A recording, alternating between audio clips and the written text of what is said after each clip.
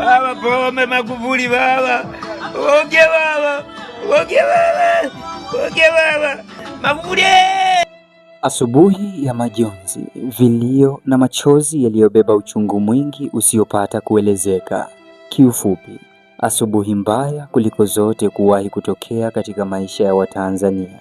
Mapema tarehe 17 mwezi wa 3 mwaka 2021, aliyekuwa makamu wa rais wa awamu ya 5, Dr. Samia Suluhu Hassan, ambaye kwa sasa ndiye rais na amiri jeshi mkuu wa Jamhuri ya Muungano wa Tanzania, alitangaza kuwa taifa limempoteza shujaa na jasiri mwongoza njia katika vita vya kimaendeleo, naye si mwingine bali ni hayati Dr. John Pombe Joseph Magufuli. Kwa masikitiko makubwa nawajulisha kuwa leo tarehe 17 Machi mwaka huu 2021 majira ya saa 12 jioni tumempoteza kiongozi wetu shupavu, Rais wa Jamhuri ya Muungano wa Tanzania, Mheshimiwa Dr. John Pombe Joseph Magufuli.